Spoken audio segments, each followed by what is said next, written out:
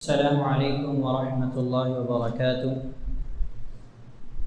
الحمد لله على فضله وإحسانه وأشكره على توفيقه وامتنانه وأشهد أن لا إله إلا الله وحده لا شريك له تعظيما لشأنه وأشهد أن محمدا عبده ورسوله صلى الله عليه وعلى آله وأصحابه. أما بعد، أعوذ بالله من الشيطان الرجيم. قد أفلح من زكاها وقد خاب من دساها. وقال الله جل وعلا في مقام آخر: قل إنما حرم ربي الفواحش ما ظهر منها وما بطن. اللہ سبحانہ و تعالیٰ کا فضل اور احسان ہے ہم سب پر کہ اللہ سبحانہ و تعالیٰ نے ہمیں نعمت توحید سے نوازا، جو دنیا کی نعمتوں میں سب سے عظیم نعمت ہے، اور ایسی نعمت ہے جس نعمت کو ہم اپنی محنت، کوشش یا اپنے پیسے سے خرید نہیں سکتے تھے۔ یہ اللہ کی عطا ہے، یہ اللہ کی توفیق ہے کہ اللہ سبحانہ و تعالیٰ نے ہمیں توحید کی سمجھ دی اور ہمیں موحد بنایا۔ اس کے بعد آپ لوگوں کو اس بات کا بھی شکر ادا کرنا چاہیے کہ اللہ تعالیٰ نے آپ لوگوں کو اپنی عبادت کے لیے اتنا کشادہ گر دیا۔ یہ اللہ سبحانہ و تعالیٰ کی ایک عظیم نعمت ہے آپ لوگوں پر۔ میرے بھائیوں، جو موضوع مجھے دیا گیا ہے وہ ہے معاشرے کے اندر پھیلی ہوئی بے حیائی۔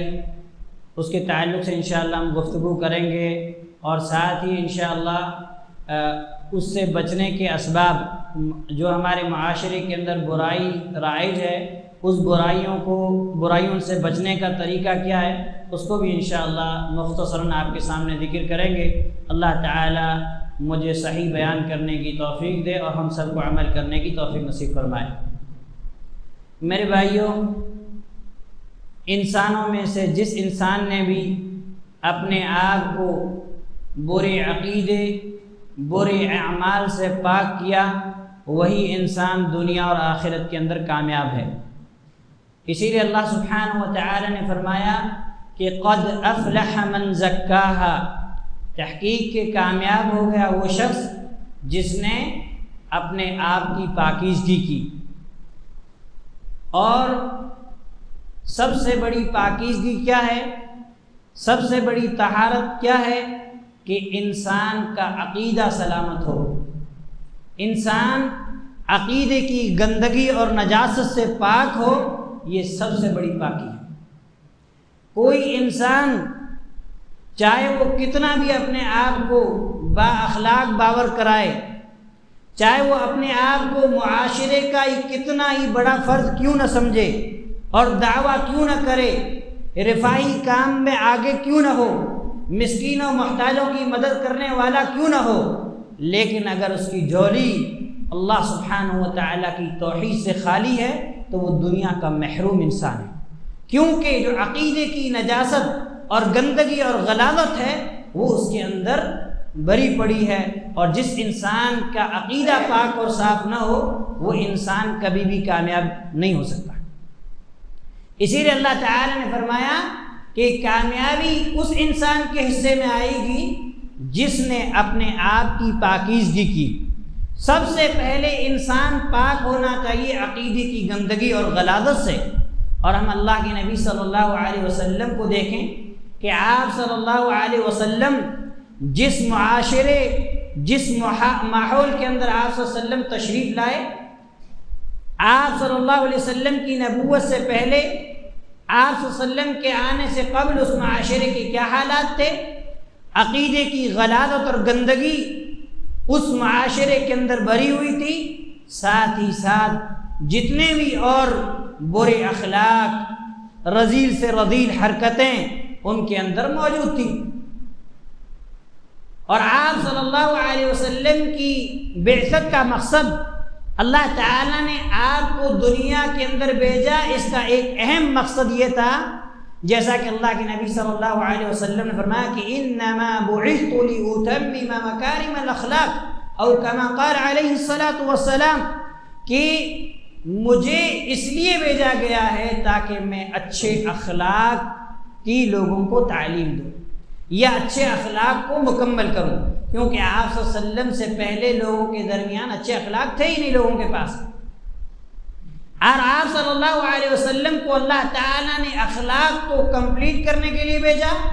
اسی طریقے سے آپ صلی اللہ علیہ وسلم ہی نہیں بلکہ سارے انبیاء علیہ الصلوۃ والسلام کی بعثت کا جو اہم مقصد تھا وہ تھا لوگوں کے عقیدے کو درست کرنا، عقائد حسنہ،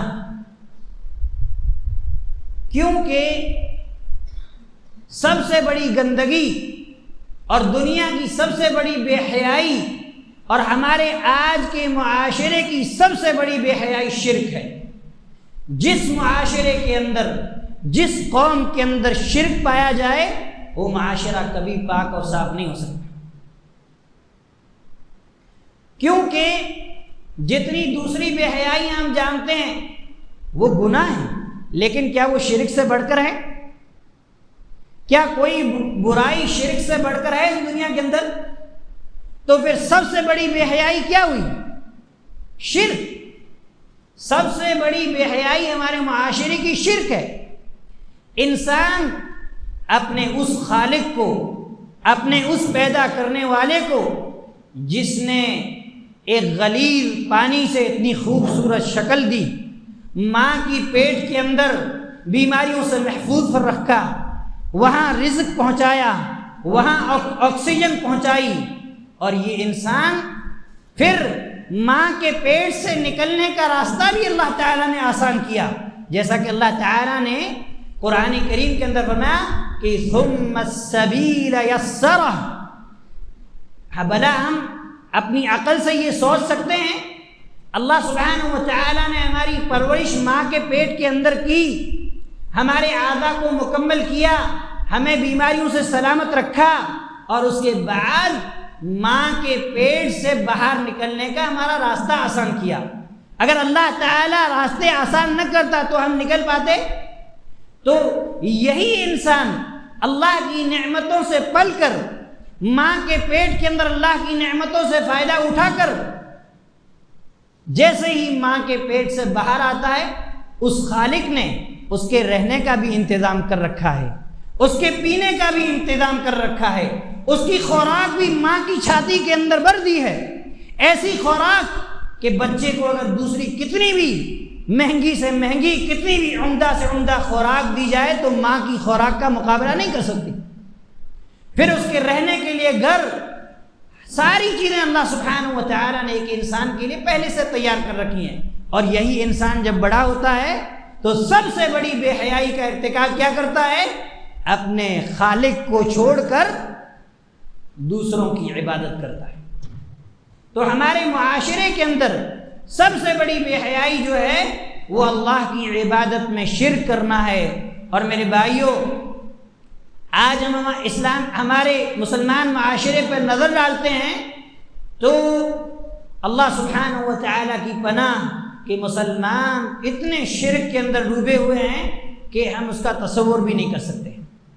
اور میرے بھائیوں، میں دوسرے لوگوں کی بات نہیں کر رہا، میں آپ کو، میرے ساتھ کچھ واقعات ہوئے ہیں، میں اس کی آپ کو ایک مثال دیتا ہوں۔ ایک آدمی اپنی جماعت کا میرے پاس اپنی بچی کو لے کے آیا، اس بچی کو تکلیف دی، میں نے قرآن کریم کی چند آیات نبی صلی اللہ علیہ وسلم کی مسنون دعائیں پڑھ کے اس پہ دم کیا۔ اس کے بعد میں نے اللہ سبحانہ وتعالیٰ نے اس آدمی، کیونکہ ہم کو معلوم کہ ہماری جماعت کا آدمی ہے تو ہم اس سے کچھ نہیں پوچھتے کہ یہ کبھی ایسا کام نہیں کر سکتا جو عقیدے کے منافی ہو، لیکن اس آدمی نے خود کہا کہ مولانا اس کے بازو پہ تعویذ بھی ہے تو اس کا کیا کریں؟ تو اللہ کی قسم میں ایک دم حیران ہو گیا۔ میں نے کہا تو اہل حدیث ہے؟ بولے ہاں۔ میں بولا تو نہیں ہو سکتا۔ تو اس نے بولا کہ میں بہت زیادہ پریشان تھا، میں کیا کرتا؟ میں نے اس کو وہ بتایا کہ اے میرے بھائی، اگر تیری بچی اس سے بہتر تھا کہ مر جاتی، تعویذ سے بہتر تھا کہ اس کو موت آ جاتی، لیکن تو اللہ کے ساتھ تیرا عقیدہ تو گندا نہ ہوتا۔ میں نے کہا اب تیری بچی کی شفا بعد میں، پہلے تو توبہ کر۔ نبی صلی اللہ علیہ وسلم کے آج ہم لوگ جو اپنے آپ کو موحد کہتے ہیں، آج ہمارے عقیدے کی حالت ہے تو دوسروں کے عقیدے کی کیا حالت ہوگی میرے بھائی؟ اور ایسے کئی لوگ ہم نے دیکھا کہ ان کے عقیدے کے اندر خرابی ہے۔ اس لیے میرے بھائیوں، ہمارے معاشرے کی سب سے بڑی بے حیائی جو ہے وہ ہے عقیدے کے اندر غلاظت اور گندگی، اور سب سے پہلے انسان عقیدے کے اعتبار سے پاک ہونا چاہیے۔ اگر ایک انسان عقیدے کے اعتبار سے پاک ہے، موحد ہے، اللہ کی عبادت میں کسی کو شریک نہیں کرتا، وہ سب سے بڑا با اخلاق ہے۔ مشرک کبھی با اخلاق نہیں ہو سکتا، چاہے وہ اپنے آپ کو کتنا ہی با اخلاق بنانے کی کوشش کرے، با اخلاق موحد ہو سکتا ہے۔ اسی طریقے سے بے نمازی یہ بھی با اخلاق نہیں ہو سکتا، نمازی با اخلاق ہو سکتا ہے۔ اسی طریقے سے بات آئی تو میں آپ کو بتا دوں، ہمارے ایک پاکستان کے بہت پہلے کے عالم گزر چکے ہیں، شیخ اسماعیل سلفی رحمہ اللہ، ان کا ایک قول یاد آیا۔ وہ فرماتے ہیں کہ مسلمانوں کے اندر بے نمازی کا پایا جانا یہ بات ممکن ہی نہیں۔ کوئی اپنے آپ کو مسلمان کہے اور بے نمازی ہو، ایسا ہو نہیں سکتا۔ لیکن آج ہم دیکھیں ہمارے معاشرے کی دوسری برائی، دوسری بے حیائی جو ہے وہ نمازوں کو چھوڑنا۔ آج ہمارے گھروں کے افراد، ہر آدمی اپنے گھر کا جائزہ لے، کتنے لوگ نمازی ہیں؟ توحید کے بعد جو عظیم عبادت ہے وہ نماز ہے، آج مسلمان نمازوں سے غافل ہے، اور اللہ سبحانہ و تعالیٰ کے گھر ویران ہے۔ تو ایک مسلمان با اخلاق وہی مسلمان ہو سکتا ہے جو موحد ہو اور نمازی ہو، کیونکہ نماز کیا کرتی ہے؟ نماز بے حیائی اور برائی کی باتوں سے انسان کو روکتی ہے، جیسا کہ اللہ تعالیٰ نے فرمایا کہ ان الصلاۃ تنہی عن الفحشاء والمنکر، کہ یقیناً نماز انسان کو بے حیائی، منکرات اور بری باتوں سے بچاتی ہے۔ کون سی نماز؟ جو نماز خشوع اور خضوع کے ساتھ ادا کی جائے، وہ نماز انسان کو جو ہے کیا کہتے ہیں، برائی سے بچاتی ہے۔ میرے بھائیو، اللہ کے نبی صلی اللہ علیہ وسلم نے لوگوں کے سامنے جس دور میں آپ صلی اللہ علیہ وسلم تشریف لائے تو لوگ اخلاق کے معاملے میں ایک دم گرے ہوئے لوگ تھے، لیکن اللہ کے نبی صلی اللہ علیہ وسلم نے ان لوگوں کے اخلاق کو درست کیا تو سب سے پہلے انہیں کس چیز کی دعوت دی؟ کس چیز کی دعوت دی؟ قولوا لا الہ الا اللہ۔ آپ صلی اللہ علیہ وسلم نے کہا کہ اس بات کی گواہی دو کہ اللہ کے علاوہ کوئی سچا معبود نہیں۔ اگر تم اس بات کی گواہی دو گے، زبان سے، دل سے، اعضاء و جوارح سے عملی ثبوت دو گے، تو تم کامیاب ہو جاؤ گے، دنیا کے اندر بھی اور آخرت کے اندر بھی۔ تو اللہ کے نبی صلی اللہ علیہ وسلم نے معاشرے کی بے حیائی اور برائی کو ختم کرنے کے لیے سب سے پہلا قدم کیا اٹھایا؟ انہیں توحید کی دعوت دی، اور توحید کی دعوت، توحید کا علم، تو یہ سب سے پہلے انسان کے اوپر واجب ہوتا ہے۔ سب سے پہلی چیز جو ایک بندے کے اوپر واجب ہوتی ہے وہ اللہ کی توحید کا علم ہے۔ اللہ تعالیٰ فرماتا ہے فَاعْلَمْ أَنَّهُ لَا إِلَهَ إِلَّا اللَّهُ، جان لو اللہ کے علاوہ کوئی سچا معبود نہیں۔ امام بخاری رحمہ اللہ نے اس آیت کو لے کر کے اپنی صحیح بخاری کے اندر چیپٹر باب قائم کیا، باب العلم قبل القول والعمل، کہ علم قول یعنی جو بات ہم کہتے ہیں اور عمل، ان دونوں سے پہلے کیا چیز ہے؟ علم ہے۔ اور آج ہم اپنے آپ کو سلفی کہلانے والے، ہم پہلے کیا کرتے ہیں؟ عمل کرتے ہیں، اور علم کا تو ہمارا کوئی ٹھکانہ ہی نہیں، جبکہ سب سے پہلے کیا حاصل کیا جائے گا؟ علم حاصل کیا جائے گا۔ کیونکہ علم کے بغیر عمل کرنا کس کی صفت ہے؟ نصارہ کی۔ کس کی صفت ہے؟ کیونکہ علم کے بغیر اگر عمل کیا جائے گا تو انسان گمراہ ہوگا۔ عبادت کا طریقہ نہیں معلوم، عبادت کیسے کی جائے وہ نہیں معلوم، تو انسان کیا ہوگا؟ انسان گمراہ ہوگا۔ اور دوسری اس آیت سے ہمیں یہ بات معلوم ہوتی ہے کہ علم سب سے پہلے توحید کا حاصل کیا جائے گا۔ اور اس کے تعلق سے امام ابن ماجہ رحمہ اللہ نے ایک روایت بیان کی ہے جس کو جندب بن عبداللہ رضی اللہ عنہ بیان فرماتے ہیں کہ کننا مع النبی صلی اللہ علیہ وسلم ونحن فتیان حذابرہ، ہم اللہ کے نبی صلی اللہ علیہ وسلم کے ساتھ تھے، ہم نوجوان لوگ تھے، نوجوانی کی عمر کو پہنچے ہوئے۔ فَتَعَلَّمْنَا الْإِيمَانَ قَبْلَ الْقُرْآنِ، تو ہم نے ایمان کو، عقیدے کو، توحید کو قرآن سے پہلے سیکھا۔ کس سے پہلے؟ قرآن سے پہلے کیا سیکھنا ہے؟ عقیدہ، توحید، ایمان کی تعلیم قرآن سے پہلے حاصل کرنی۔ استاد کون ہے؟ اللہ سبحانہ و تعالیٰ کے بعد ہمارے لیے سب سے بڑی ہستی محمد الرسول اللہ۔ اور شاگرد کون ہے؟ افضل الخلق بعد الانبیاء والرسل، نبیوں اور رسولوں کے بعد سب سے افضل مخلوق صحابہ۔ اور استاد کیا علم حاصل دے رہے ہیں؟ پہلے عقیدے کا، اور طالب کیا علم حاصل کر رہے ہیں؟ پھر کہتے ہیں صحابی ثم تعلمنا القرآن فزدنا به ایمانا، پھر ہم نے قرآن کو سیکھا تو ہمارے ایمان کے اندر اضافہ ہوا۔ اللہ شیخ صالح الفوزان حفظہ اللہ کی زندگی میں برکت دے۔ شیخ حفظہ اللہ نے ایک بہت پیارا قول بیان کیا ہے جس سے آپ کو یہ حدیث اور اچھے سے سمجھ میں آ سکتی ہے۔ شیخ فرماتے ہیں علم اولادک التوحید قبل القرآن، اپنی اولاد کو توحید کی تعلیم قرآن سے پہلے دو۔ کیوں؟ حتی لا یکونوا من الصوفیہ، تاکہ تمہاری اولاد صوفیوں میں سے نہ بن جائے۔ یحفظون القرآن، قرآن کے حافظ ہیں، لیکن ان کی حالت کیا ہے؟ یطوفون بالقبور، قبروں کا طواف کر رہے ہیں۔ وَيَطْلُبُونَ مِنْهَا الْمَدَدْ، قرآن کا حافظ ہے لیکن قبر کا طواف کر رہا ہے۔ قرآن اس کے سینے میں محفوظ ہے لیکن قبر والے سے مدد طلب کر رہا ہے۔ تو ایسے قرآن حفظ کرنے کا کوئی فائدہ ہوا؟ کوئی فائدہ ہوا؟ اس لیے قرآن کی سب سے پہلے کیا سیکھا جائے گا؟ توحید۔ جب توحید مضبوط ہو جائے گی تب قرآن ہماری توحید کے اندر نکھار پیدا کرے گا۔ اور شیخ ربیع حفظہ اللہ نے ایک اور قول بیان کیا، اس کا خلاصہ میں آپ کے سامنے ذکر کرتا ہوں۔ شیخ فرماتے ہیں کہ اللہ کی قسم، اگر ہمارا عقیدہ سلامت نہیں ہے تو ہمارے قرآن حفظ کرنے کا کوئی فائدہ نہیں ہے۔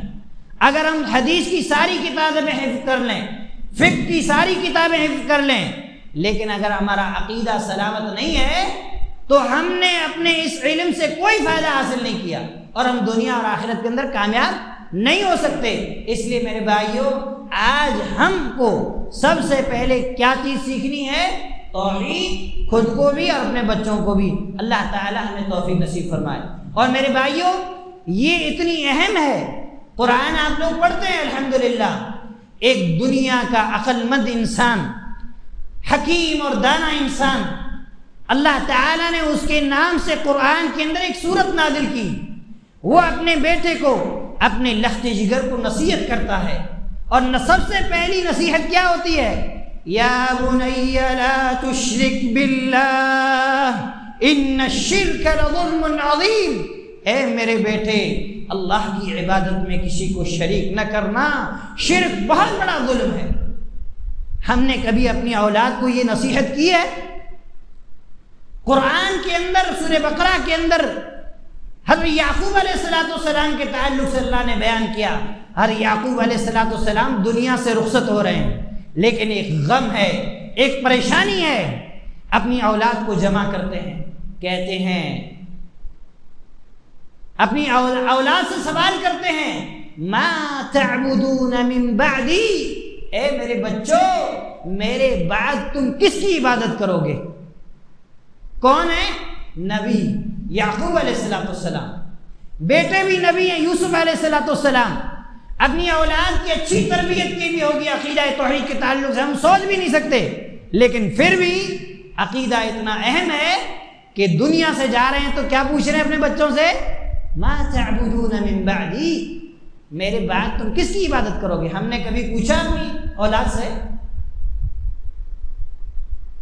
حضرت ابراہیم علیہ السلام توحید کا شیدائی، توحید کا علم بردار، جس کو اللہ تعالیٰ نے اکیلے امت کا لقب دیا، کیا دعا کرتے ہیں اللہ تعالیٰ سے؟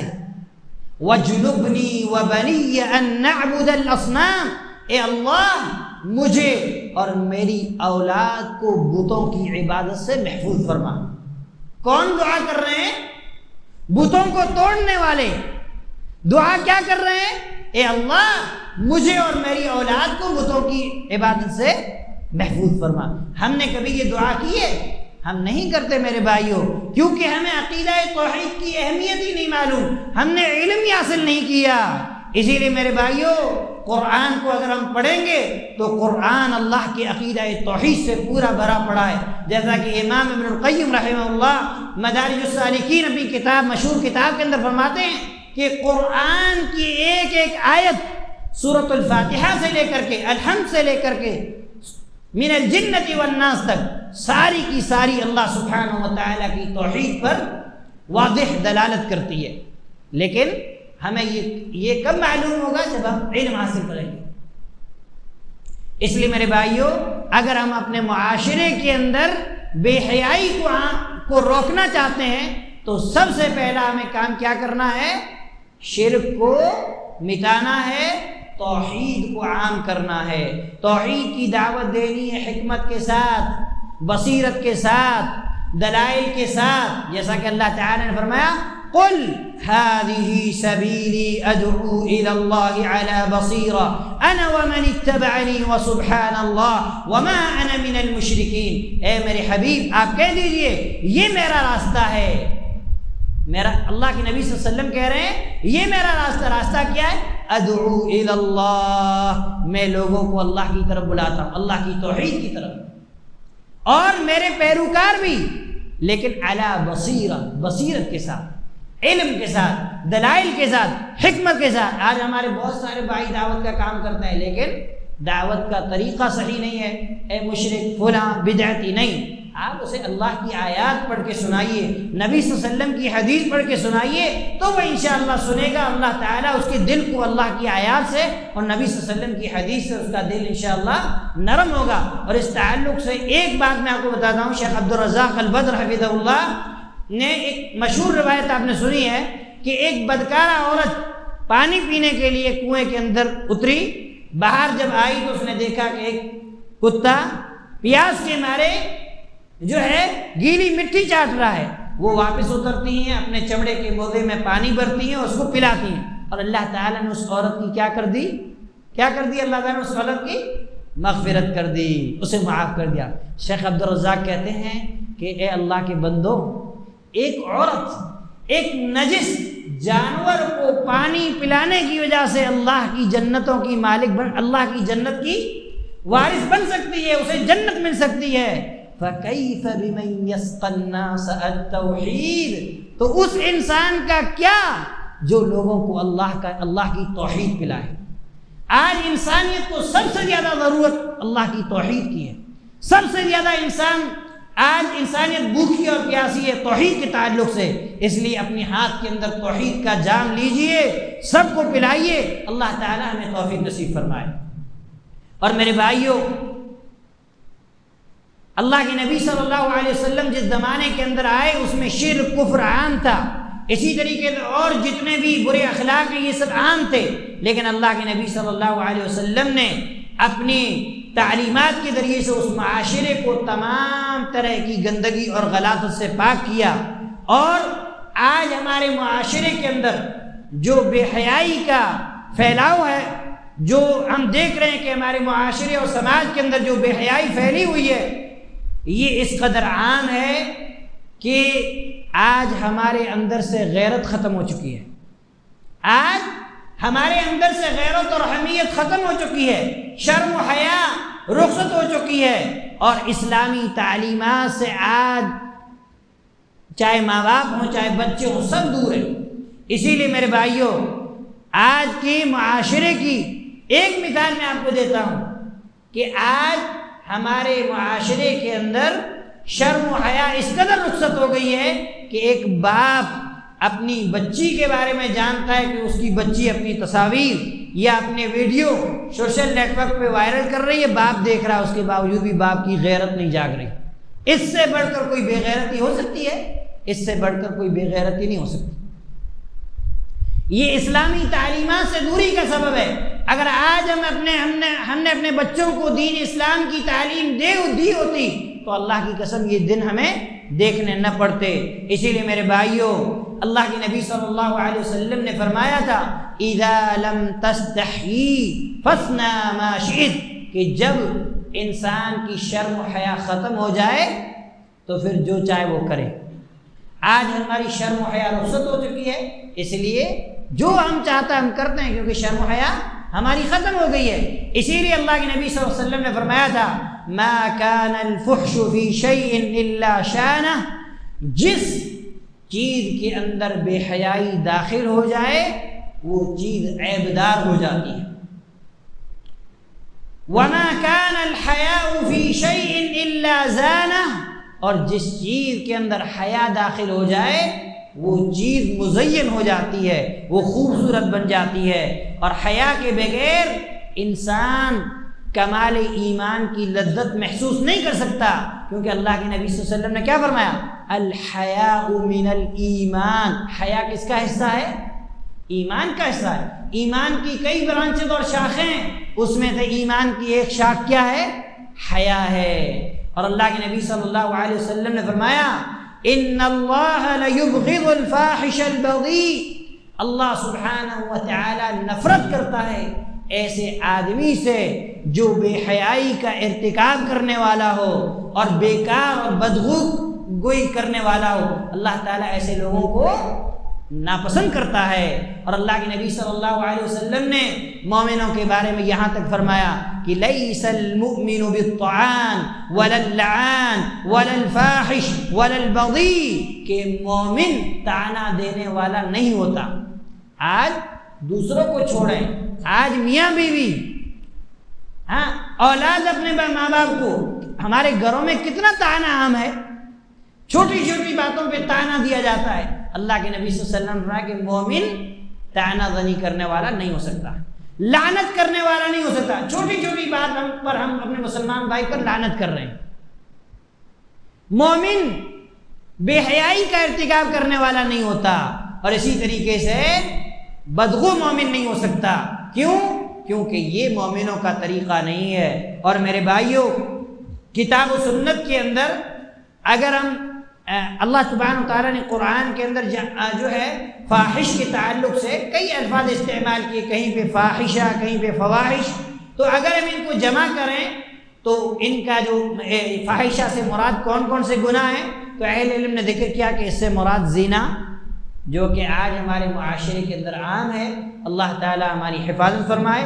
لواطت یعنی مرد کا مرد کے ساتھ غلط کام کرنا، عورت کا عورت کے ساتھ کام کرنا۔ اسی طریقے سے محرمات سے نکاح، ان عورتوں سے نکاح جن سے نکاح کرنا اللہ تعالیٰ نے حرام کر دیا۔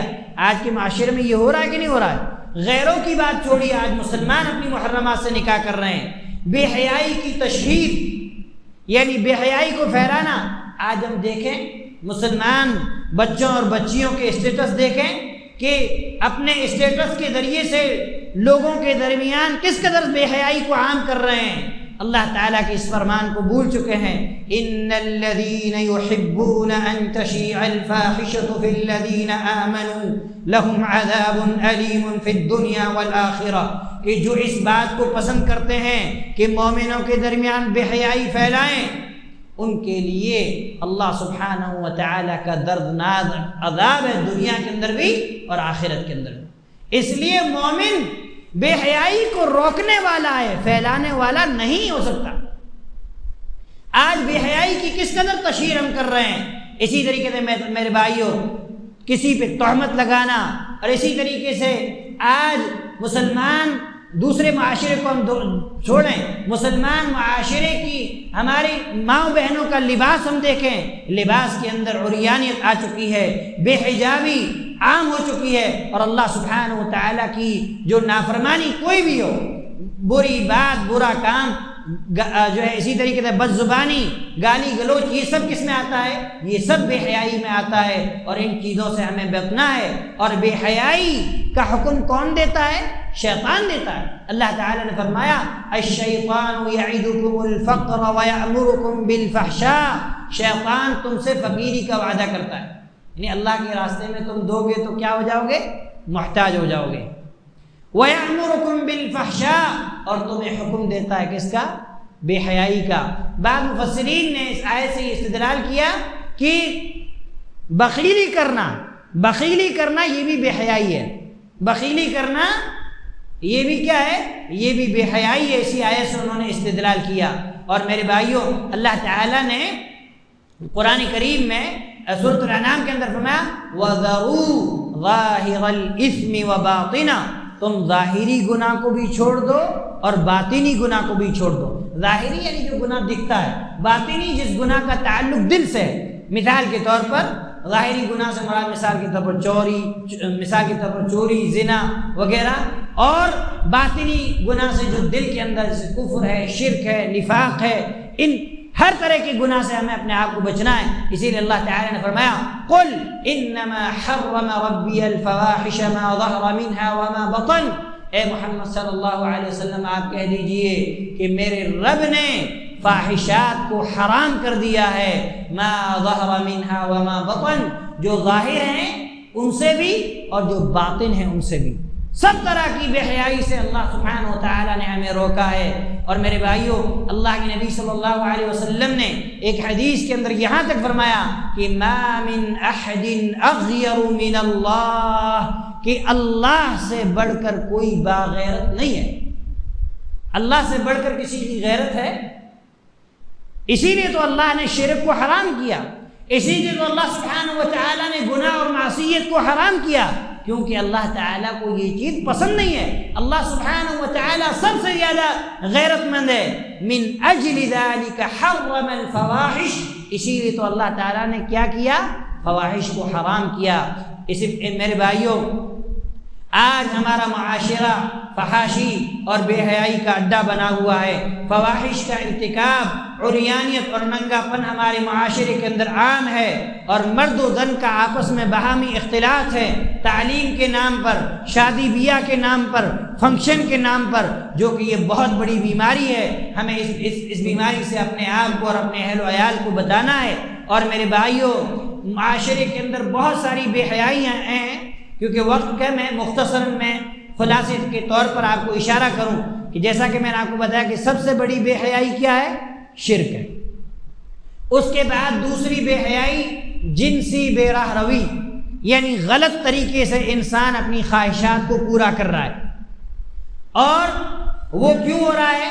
وہ اس لیے کہ آج ہم موحد لوگوں نے، توحید والوں نے نکاح کو مشکل کر دیا ہے۔ اس کی وجہ سے زنا کیا ہو گیا ہے؟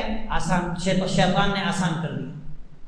آج نکاح کے لیے وہ والدین جو قرآن کریم کی آیت پڑھتے ہیں کہ وَمَا مِن دَابَّةٍ إِلَّا عَلَى اللَّهِ رِزْقُهَا، زمین کے اندر جو بھی مخلوقات ہے اس کا رزق کس کے ذمہ ہے؟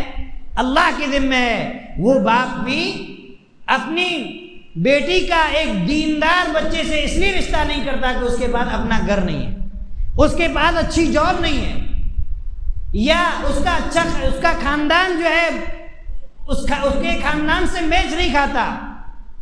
میرے بھائیوں، اللہ کے نبی صلی اللہ علیہ وسلم نے دین کو ترجیح دینے کا حکم دیا۔ سعید بن مسیب رحمہ اللہ کو آپ جانتے ہوں گے، حضرت ابو ہریرہ رضی اللہ عنہ کے داماد ہیں، سید التابعین ہیں۔ ان کے ایک شاگرد تھے ابن وداع، کچھ نام ایسے، ابن ابی وداع کچھ نام ہے۔ وہ آپ کی مجلس میں شریک ہوتے تھے حدیث سننے کے لیے، 2-3 دن غائب رہے۔ پھر جب 2-3 دن کے بعد درس میں آئے تو امام سعید بن مسیب نے پوچھا کہ کیا ماجرا، آپ درس سے غائب کیوں تھے؟ انہوں نے کہا کہ درس سے غائب ہونے کی وجہ یہ کہ میری بیوی کا انتقال ہو گیا اور اس کی وجہ سے میں مشغول رہا، درس میں نہیں آ سکا۔ تو امام سعید مسیب نے پوچھا کہ کیا تم نے کوئی دوسرا رشتہ تلاش کیا ہے؟ تو وہ کہتے ہیں نہیں۔ انہوں نے جو الفاظ استعمال کیے تھے، انہوں نے کہا کہ مجھ سے کون شادی کرے گا، میرے پاس تو 2 درہم ہیں، میرے پاس تو 2 درہم کے سوا کچھ نہیں، مجھ سے کون شادی کرے گا؟ امام سعید بن مسیب رحمہ اللہ کہتے ہیں کہ میں اپنی بیٹی کا نکاح تم سے کروں گا۔ کون بیٹی؟ وہ بیٹی جو عالمہ فاضلہ، جس کے لیے خلیفہ عبد الملک بن مروان کے بیٹے کا رشتہ آیا، امام ابن سعید بن مسیب رحمہ اللہ نے ٹھکرا دیا۔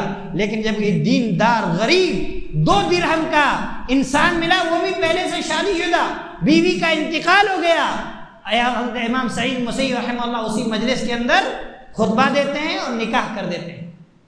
امام ابن ودا خوشی کے مارے، کسی اچھے محدث کا داماد بننا یہ کوئی عام سی بات تو ہے نہیں، اور وہ بھی ایسی بیٹی کا رشتہ جو اتنے فضائل والی۔ وہ خوشی کے مارے گھر گئے، گھر پہ اپنے رشتہ داروں کو بلایا اور کہا کہ امام سعید بن مسیب رحمہ اللہ نے اپنی بیٹی کا نکاح مجھ سے کر دیا۔ اتنے میں دروازے پہ آواز آئی، دروازہ نوک ہوا۔ امام رضا کہتے ہیں میں نے دروازہ کھولا، پوچھا کون؟ بولے سعید۔ تو وہ کہتے ہیں کہ میرا سارے جتنے نام کے سعید لوگ تھے سب کی طرف میرا ذہن گیا، لیکن سعید مسیب میرے استاد کی طرف ذہن نہیں گیا۔ جیسے ہی میں نے دروازہ کھولا تو امام سعید مسیب رحمہ اللہ تشریف فرمائے، اور ساتھ میں ان کی بیٹی بھی پیچھے موجود ہے، اور کہتے ہیں کہ یہ تمہاری بیوی ہے، تم اس کو اپنے گھر کے اندر لے لو، کیونکہ یہ اب تمہاری بیوی بن چکی ہے، اس لیے میں تمہارے درمیان حائل نہیں ہونا چاہتا۔ اس طریقے سے سادگی سے نکاح ہوتے تھے، اور آج ہمارے نکاحوں کا کیا حال ہے؟ اللہ سبحانہ و تعالیٰ کی پناہ، ہم نے نکاح کو مشکل بنا دیا ہے، اس لیے آج ہمارے بچے زنا کر رہے، اگر زنا نہیں کر رہے تو اور غلط طریقے سے اپنی خواہشات کی تکمیل کر رہے، کیونکہ آج انٹرنیٹ کا زمانہ ہے، بے حیائی عام ہے، اور موبائل یہ آج کے دور کا سب سے بڑا فتنہ ہے، بے حیائی کو بہلانے کا سب سے بڑا ذریعہ ہے۔ اور اللہ کی قسم، اگر اس کے ذریعے سے اللہ نے ہماری پکڑ کی تو کوئی بھی نہیں بچ سکے گا۔ اگر اللہ نے اس کے ذریعے سے ہماری پکڑ کی تو شاید کہ کوئی بچ سکے، الا من رحم ربی، جس پر اللہ رحم کرے۔ تو میرے بھائیوں، اللہ سبحانہ و تعالیٰ کے لیے اگر ہم چاہتے ہیں کہ ہمارے معاشرے کے اندر برائی ختم ہو تو نکاح کو آسان بنائیں، دیندار رشتوں کو تلاش کریں، اور دیندار رشتے آپ کو مسجد میں ملیں گے۔ اگر آپ کو رشتے تلاش کرنے تو کہاں سے تلاش کیجئے؟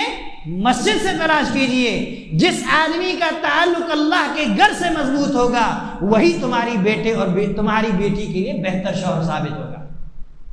خیر، اور اسی طریقے سے اور بھی کئی ہمارے معاشرے کے اندر بے حیائیاں ہیں، جیسے بے پردگی ہے، اسی طریقے سے گانا بجانا اور موسیقی ہے، اسی طریقے سے غلط لٹریچر جو بے حیائی پر انسان کو ابھارتا ہے کہ ایک بچہ یا بچی یا کوئی بھی آدمی پڑھ کر کے اس کو جو ہے وہ غلط چیز کی طرف مائل ہوتا ہے۔ اسی طریقے سے میرے بھائیوں، آج کے دور میں جو فحاشی اور بے حیائی کا جو سیلاب جس طریقے سے ہمارے جو ہے معاشرے کے اندر امڑ آیا ہے، اس کے بارے میں ہم سوچ بھی نہیں سکتے، تصور بھی نہیں کر سکتے۔